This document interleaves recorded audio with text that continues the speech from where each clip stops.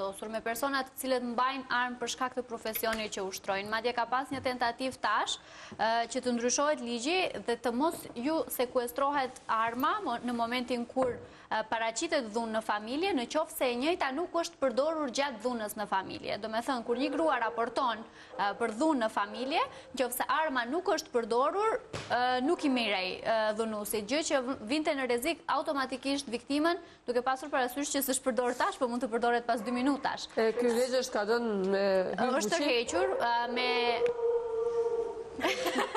kemi një qenë në studio me sa shoh.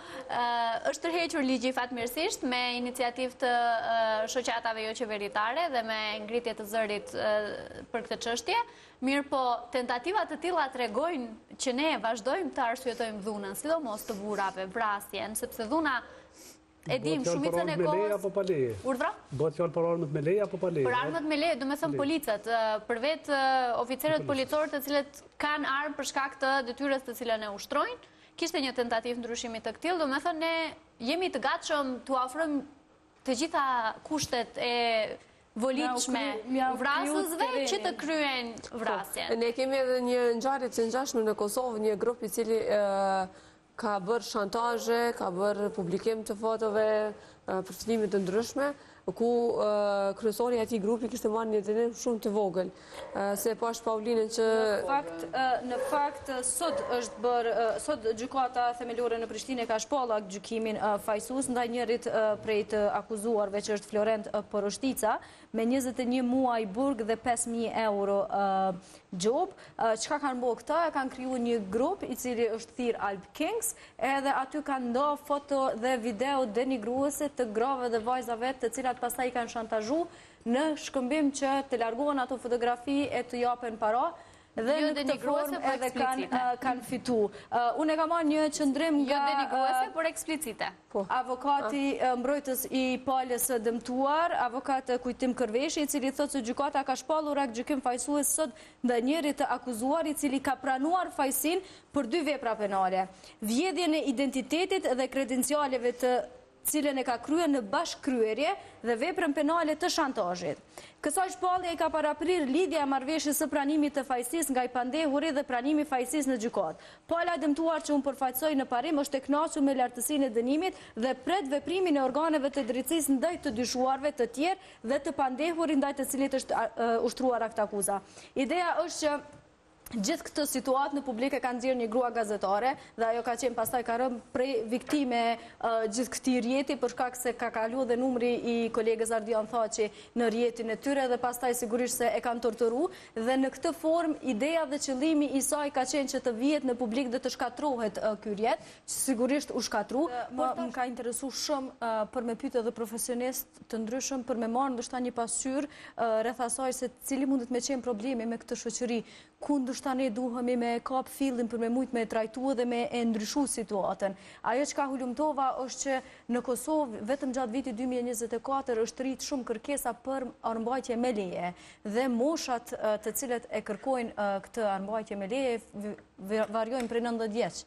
Pra, prej 90 vjeç e tutje, edhe pse sigurisht se nuk i lejohet një 90 vjeçare, fillon prej 21 vjeçari fix, por kam pas kërkesa edhe prej 90 vjeçarve për me marrë armën me leje, dhe nga të gjithë ata qytetarë që ishin pyetur dhe kishin marrë armë me leje sepse të duhet, kishin thënë për me qenë më të sigurt, me u ndje më të sigurt, thjesht më bën me u ndje më i sigurt nëse e kam një armë. Pra, 10.000 kërkesa për me pas armbajtje me leje dhe duhet me kalu goxha në disa procedura që sigurisht avokati mundet mande edhe me i spjegu për me marrë armën me leje dhe këtu tregon që qytetarët ndjehen të pasigurt. Dhe pastaj desha me bë një ndërlidhje për me gjetë një farë lloj shkak pasojë edhe me shëndetin mendor që e përmendi Parisi dhe sigurisht ndoshta për me marrë një burim të besueshëm dhe për me citu një informacion, kam kontaktuar edhe me doktor Ferid Aganin, që është psikiatër, dhe pyetja drejtuar doktor Aganit nga emisioni Zanat ishte se a ka një ndërlidhje mes shëndetit mendor që u përfol pak më herë sepse edhe njerëzit në përgjithësi po e përfolin, por hajde të shohim se çka po thot një profesionist. Dhe doktor Agani thuhet se nuk mund të thuhet se vetëm çrregullimet mendore janë përgjegjëse për rritjen e vrasjeve, por studimet tregojnë se kur këto çrregullime janë të patrajtuara, mund të shtojnë rrezikun e dhunës. Kombinimi i shëndetit të dobët mendor me faktorë si varfëria, abuzimi me substanca dhe traumat e fëmiris e përketsojnë problemin. Përmirësimi shërbimeve të shëndetit mendor, këtu ku unë besoj se ne mundemi me bo ma shumë, është një strategji e provuar për të ullur dhunën dhe kriminalitetin në nivel shoqëror. Pra po mbetet në duart të shtetit për me bo diçka. Dhe që ka thot doktori, për të parandaluar krimin dhe vrasit, është e domosdoshme që shëndeti mendor të trajtohet me seriozitet dhe të mos shihet si një çështje sekondare. Vëmendje veçantë duhet kushtuar procesit të arsimimit dhe edukimit të fëmijëve dhe rinisë shkollore, që duhet të mundsoj formimin e personaliteteve të rinjve, që disponojnë me mekanizma të pjekur të vetvetes për të kontrolluar tendencat agresive brenda tyre.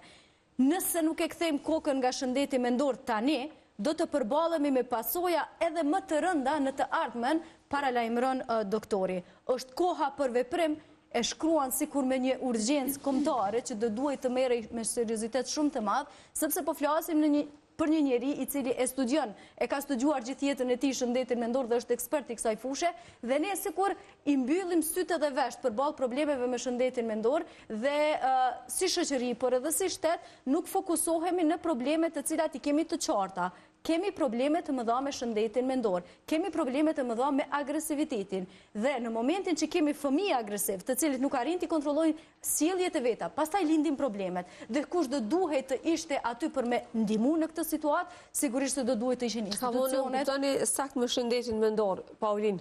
Shëndeti mendor jo domosdoshmërisht nën kupton një njeri që ka një sëmundje mendore. Po, sharojmë për publikun. Nën kupton një person i cili ka nevojë ndoshta të flas me psikologun, të shprehë ndjenjat e tij, të rinë të cilët mund të kalojnë në për periudha ku ata ka nevojë me njoft veten, edhe me fol me dikën, me i sqaruar ndoshta mendimet e tyre, të cilat munden me qenë të përzime, edhe një profesionist mundet me qenë aty që mundet me qenë nëpër shkolla, në bashkëpunim me prindrit dhe mësimdhënësit. Ne fatkeqësisht këtë qasje e kemi jo në mungesë, po e kemi zero nëpër shkollat tona. E kjo do duhej me qenë alarm, sepse nëse këta 19 vjeçarët kanë pasur të lashe, por e kishin fol dhe diskutu me dikë, që kish me ju orientu drejt zgjidhjes së problemit, nuk kishin me pasur zgjidhje të problemit vrasjen.